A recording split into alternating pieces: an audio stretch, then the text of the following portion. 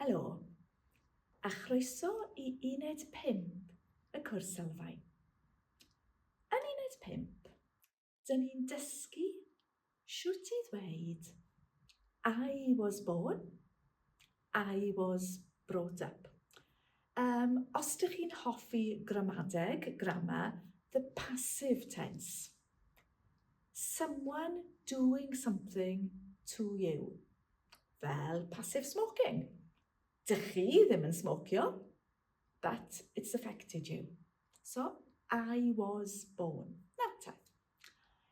I fod yn hyderus, to be confident with this pattern, mae'n dda os ydych chi'n hapus gyda past tense cael a hefyd my, your, his, our, your, their. So, dyn ni'n mynd i ymarfer.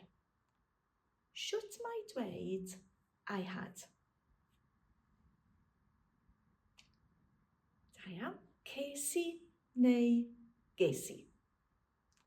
Ti? Ces ti neu ges ti? E. Cafodd e neu gaeth e? Ni? Cawson ni neu geithon ni? Chi?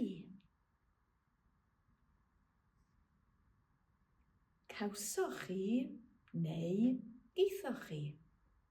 A nhw? Cawson nhw neu geithon nhw? Da iawn. Do, ces i. Ces i basta i swper neithiwr. Nawr te. Beth yw mai? Fy. Yeah, fy. Io gyda ti? Dy. His neu her? Ei. Our? Ein? Io gyda chi? Eich a ddeia? Ei. Da iawn. Beth yw my work?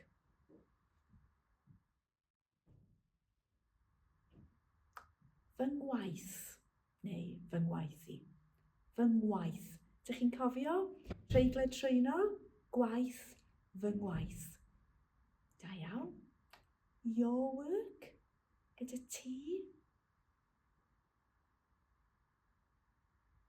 Dy waith neu dy waith di? Dy, treiglad meddal. His work? Ei waith neu ei waith e? Nawr, dim problem, dim treiglad. Her work? Ei gwaith hi. Our work? Ein gwaith ni. Eich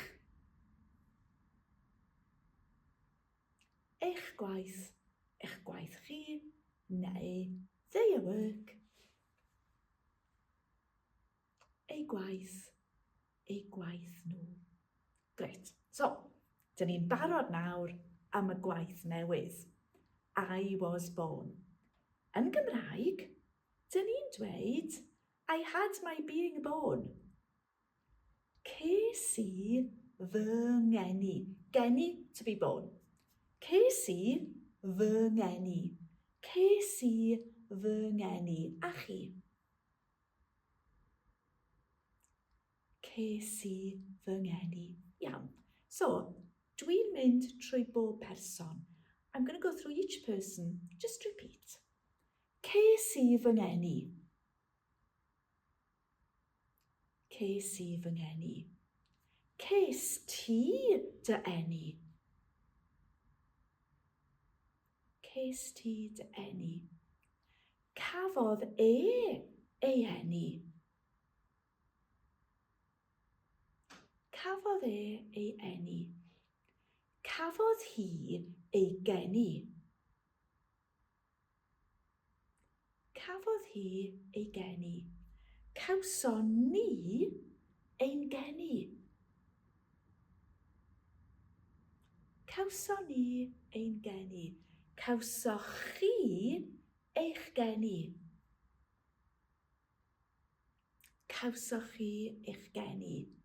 A cawson nhw ei geni? Cawson nhw ei geni? Ces i fy ngeni, I was born. Ond literally yn Gymraeg, I had my being born. Ces i fy ngeni. Her, challenge, her i chi.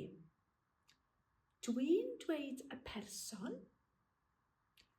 dych chi'n dweud y frawddeg yn Gymraeg. You tell me then, I was born, he was born, they were born. Ond wrth gwrs, yn Gymraeg. I. Ces i fy ngeni. Nhw.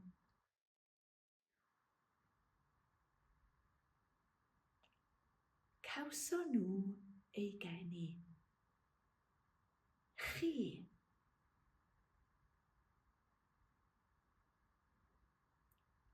Cawsoch chi eich geni.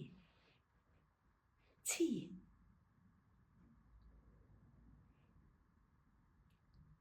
Ces ti dy eni? E.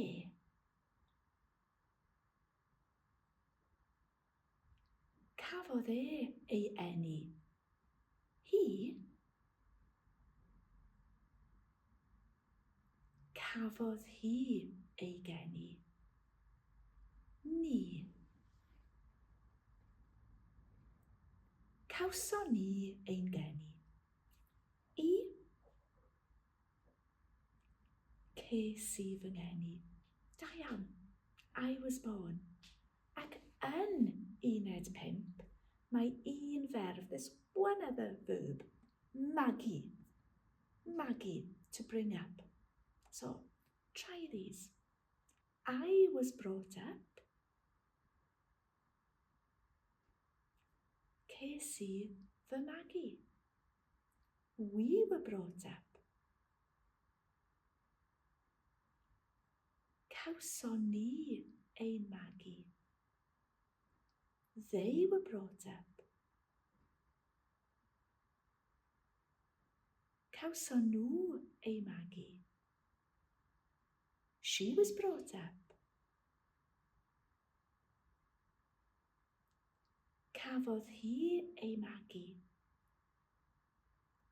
You were brought up. Ti. Treiglad meddwl. You were brought up. Ti. Ces ti dy fagu, a he was brought up. Cafodd ei fagu. So dyna ni, uned 5. Nawr, wrth gwrs, yn y cwrs nesa, canolradd, dych chi'n dysgu I was paid, I was arrested, they were shown, ond am y tro, for the time being yn Sylfaen, ces i fy ngeni, ces i fy magu. Ces i fy ngeni yn honorefail, ces i fy magu yn honorefail. Os ydych chi'n hoffi'r fideos yma, os ydy'r fideos yma'n helpu, ewch i YouTube Dysgu Cymraeg.